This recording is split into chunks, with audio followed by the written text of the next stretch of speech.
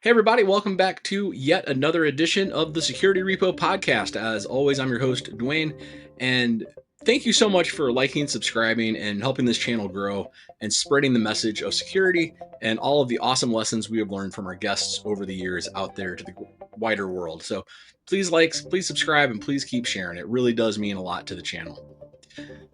This week, I have an awesome guest that I met back a few weeks ago when I was in Las Vegas, Narayan Ram Narayan, also generally referred to as Ram, that's how I met him, is a passionate individual who's dedicated to Linux, cryptography, and secure software development life cycles. He loves digging into code, threat modeling, and breaking things. Responsibly, of course. Whether it's hardening apps or decoding exploits, it's all about making software safer, one commit at a time. I love that. Thank you so much for being here, Ram. Hi, Dwayne. How are you? Doing great, man. So I met you back at BSides Las Vegas this year, which was an awesome event this year. I really enjoyed PasswordCon especially, and that's where I met you as a volunteer in the PasswordCon track. So thanks for helping coordinate that. But curious to how did you get involved? Like how did you become a volunteer for BSides Las Vegas? So I've been attending a couple of B-sides, and I usually like to volunteer because I learned from the community and I would like to give it back to the community. And as part of that, I just saw B-sides last week is about to happen, and it's right before DEF CON and Black Hat. So I was like, okay, pretty nice to have. So and I mean, I didn't attend B-sides last year. This is my very first B-sides Las Vegas. And I just went there. People told it's the biggest B-sides ever, and this is the most, like this is the first B-sides that ever happened too. So I was like, okay, sounds good. So I'll get to meet a lot of new people. So I was like, okay, let me just volunteer, get my hands on things. So that's how I did it. I love B-Sides Las Vegas. It's my favorite part of Mhm. Hacker Summer Camp. Really, it is. DEF Yeah. CON is big and crazy, and it's its own animal. Black Hat, it's over at Mandalay Bay, but B-Sides just feels special. It is the Yes. biggest one, but it's very much in tune with all the other B-Sides that I have gone to, and I've been to a number of them. Okay. So I was wondering if you had any advice out there for people that might be on the fence who think, well, I'd like to volunteer, I'd like to get involved in a B-Sides, but they're not sure about it. Any advice for those folks? You guys know what? You guys should just do it. Don't even think twice. Just go for it. Just do it. You don't need previous experience volunteering. You don't need anything. Just a good attitude. Just to go there, meet a good people, and then go there with a can-do attitude, and then that's how you volunteer for B-sides. So you are stepping up and doing more than just being the backbone of the event, being a volunteer. I understand that you have had a talk accepted at an upcoming event. Tell us about Yes. that.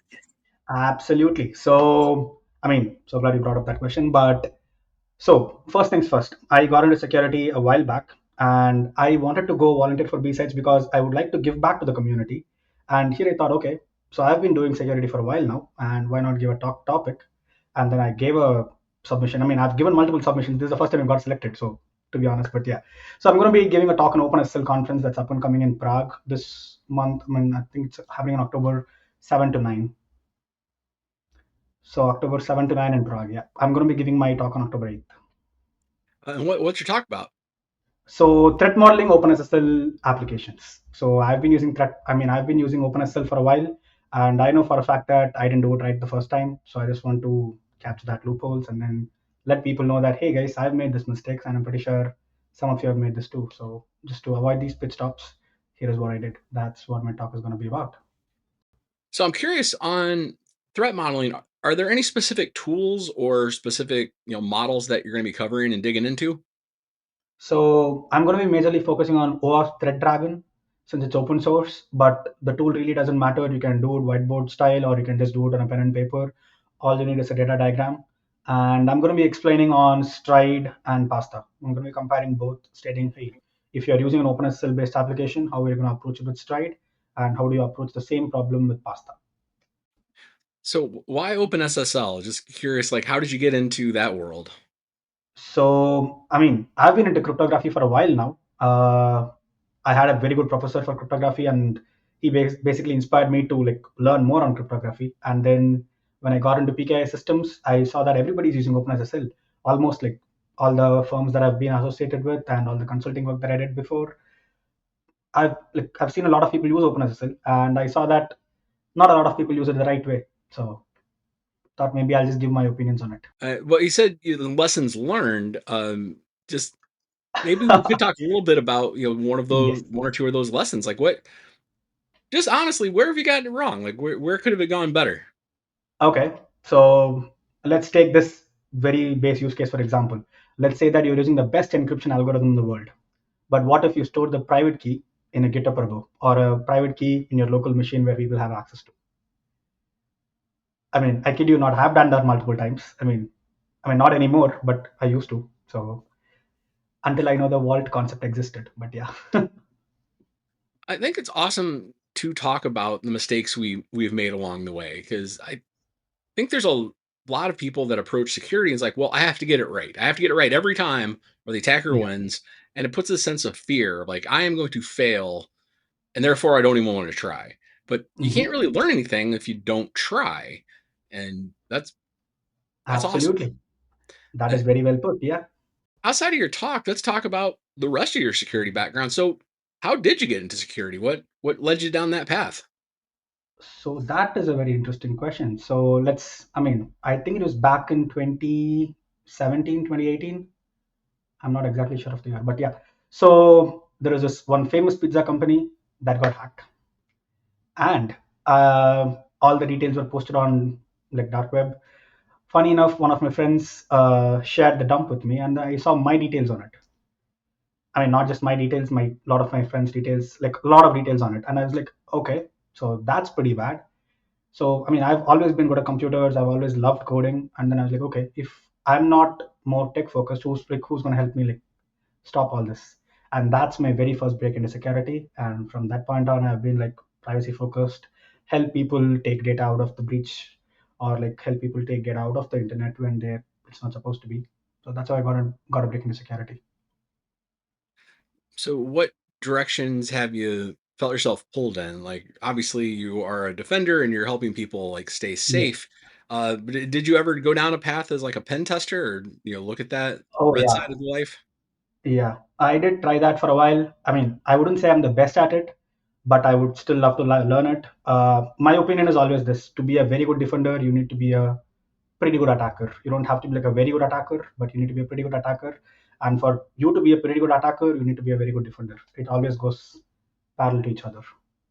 So that's the approach that I take. And yeah, I did do a couple of pen testing like engagements, but I felt my place lies on seeing code, securing code rather than breaking it. But I do love reverse engineering. I love to reverse engineer and then see the code there first. But yeah. So, prior to getting into security, were you doing any development?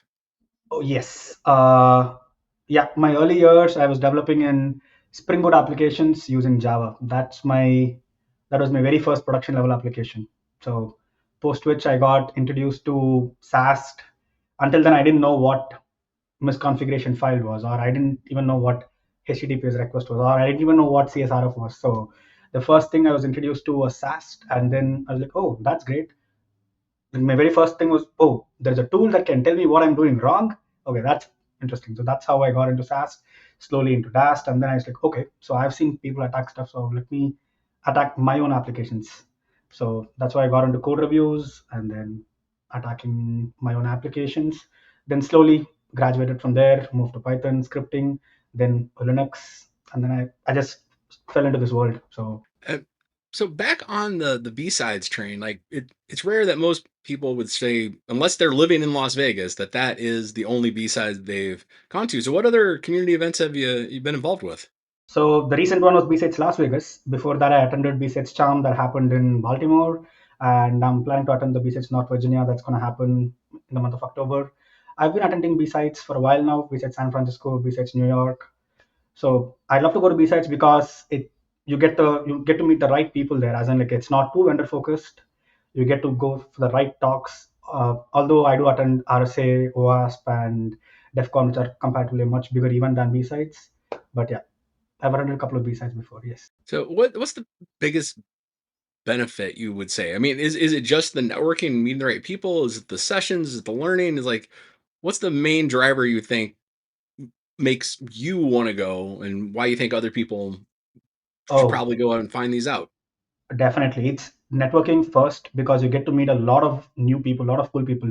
For example, let's say that you're working on something you feel like it's not that popular, but you go to a B-Sides event or a DEF CON event, you go meet there and you start talking about it. There'll be at least 5 to 10 people who worked on the same issue as you before and who've like come up across those issues, and you just start a conversation right there. You just get to meet a lot of like-minded folks.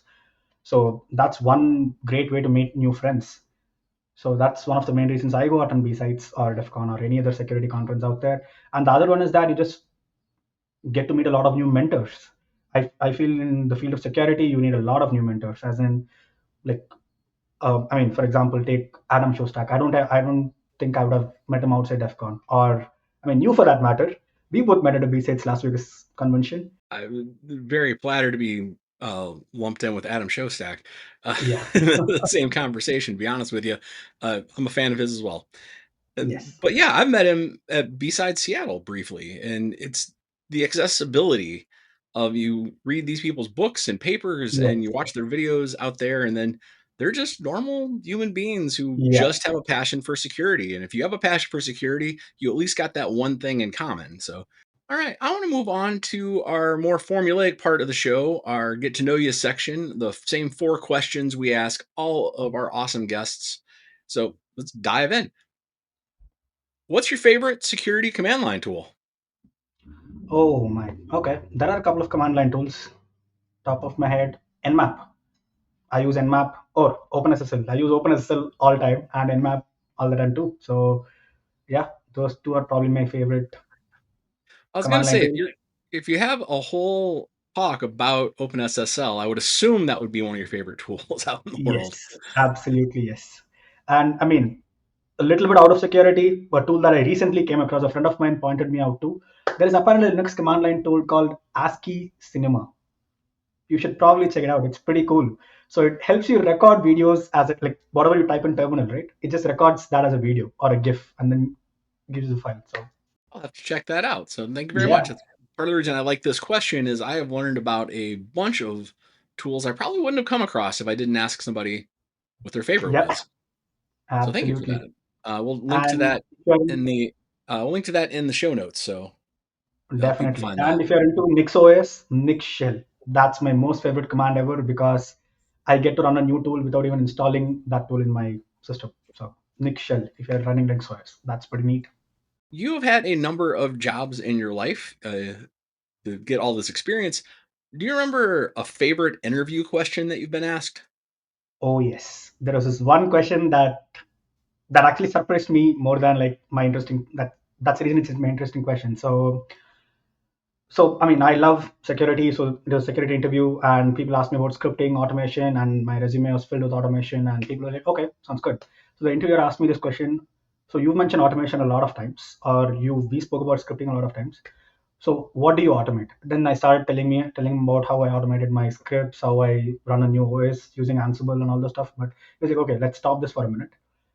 What have you automated out of computers? As in, what in your life have you automated?" That question actually surprised me a bit. And then, I mean, so that's my favorite question. The answer to it was even more better because we both spoke about our hobbies, and then one of my hobbies is cooking food.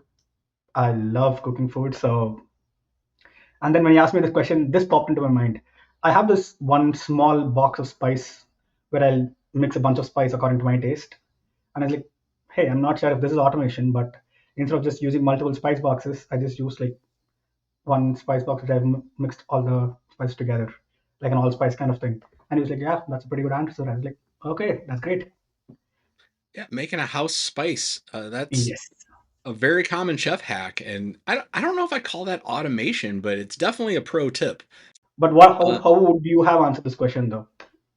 What have you automated out of your computer in your life?